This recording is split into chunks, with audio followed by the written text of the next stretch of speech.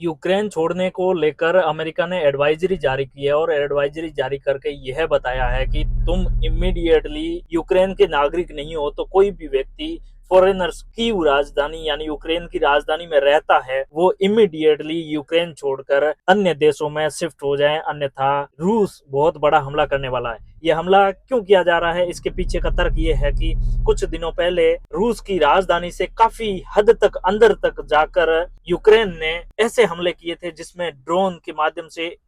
Refinery पर भी attack थे और रिफाइनरी के अलावा कुछ गवर्नमेंट इंस्टीट्यूशंस थे उन पर अटैक किए थे। उसके अलावा भी काफी चीजें ऐसी डिस्ट्रॉय की गई थी जिससे मतलब गवर्नमेंट ऑफिशियल्स को नुकसान हो सकता था या फिर मिलिट्री के बेसेस थे वहां पर अटैक किए गए थे। उसके साथ ही साथ करीबन 31 लोगों का डेटा रूस शो कर रहा है कि हमारे नागरिक हैं वो मारे गए हैं जो मिलिट्री पर्सनल्स नहीं थे। यानी कि रूस अब हावी होता जा रहा है। रूस अब इसलिए हावी होता जा रहा है कि मीडिया पर्सनल को साथ में लेकर प्रेस कॉन्फ्रेंस करके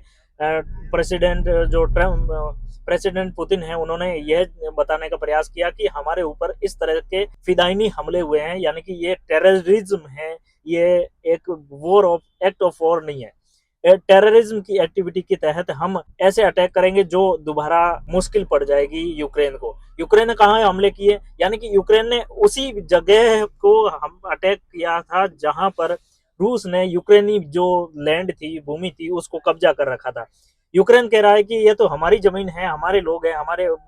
जो क्षेत्र है उस पर अटैक किया, लेकिन रूस कह रहा है कि हमारे नेशनल्स हैं तो नेशनल पर आप आम नागरिक पर कैसे हमला कर सकते हैं, आम नागरिक पर हमला करने का आपके पास में क्या औचित्यपूर्ण अधिकार है।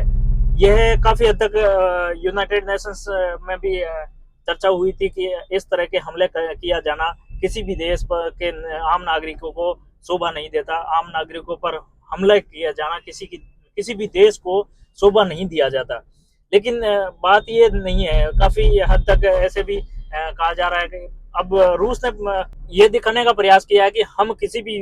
वक्त हमला कर सकते हैं। एक हाइपरसोनिक मिसाइल का परीक्षण भी किया जिसमें ये बताने का प्रयास किया गया कि हम मिसाइल अटैक करेंगे और न्यूक्लियर कैपेबल भी हो सकती है। उसमें डमी मिसाइल को अटैक फॉर्म में दिखाया गया था कि हम इस प्रकार के हमले किसी भी वक्त कर सकते हैं। डमी मतलब कि उसमें आर्सेनल नहीं डाला हुआ था, जो विस्फोटक सामग्री होती है वो नहीं इंगेज थी। लेकिन अब आने वाले समय में यह देखा जा रहा है कि यूक्रेन पर बहुत बड़े लेवल पर हमले किए जाना पॉसिबल है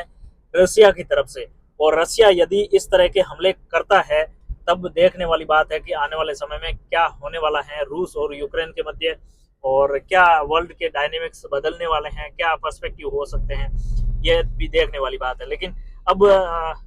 रूस है जो इस तरह से इस यूक्रेन द्वारा किए गए हमले को इस तरह से पोर्ट्रेट कर रहा है, इस तरह से दिखा रहा है कि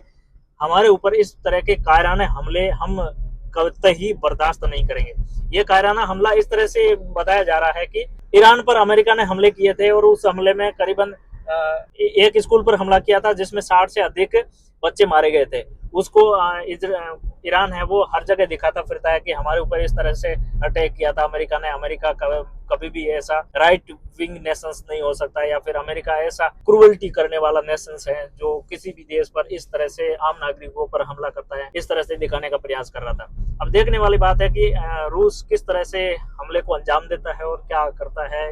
यूक्रेन पर क्या अटैक होने वाले हैं। यूक्रेन को हालांकि 0.5% डिफेंस का इक्विपमेंट मिलता है ऑलमोस्ट यूरोपियन यूनियन की तरफ से डिफेंस के नाम पर। यूक्रेन कहता है कि आपको यदि डिफेंस चाहिए या फिर सुरक्षा चाहिए तो पहले मुझे सुरक्षित करना होगा, अन्यथा फिर रूस आपके ऊपर चढ़ाई कर देगा। और रूस यदि चढ़ाई करता है यूरोपियन यूनियन पर, यानी कि यूरोपियन यूनियन के किसी भी देश पर, जर्मनी, फ्रांस, पोलैंड वगैरह किसी भी देश पर हमले करता है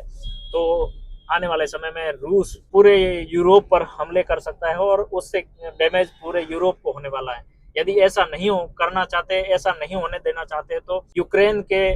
जो प्रधान राष्ट्रपति है जेलेंस्की, वो कह रहे हैं कि आप यूक्रेन को पावरफुल बनाइए, उसे फंड प्रोवाइड करिए जिससे हम स्ट्रेंथनिंग पावर आए और उससे फिर हम रूस का सामना कर सकें। काफी हद तक ऐसा देखने को मिल रहा है कि रूस पर हावी होता जा रहा है पिछले 5-6 महीने से यूक्रेन। और इस हावी होने की कड़ी में आगे आने वाले टाइम में देखने को ये मिलेगा क्या किया जा सकता है और क्या होने वाला है यूक्रेन और रूस के मध्य।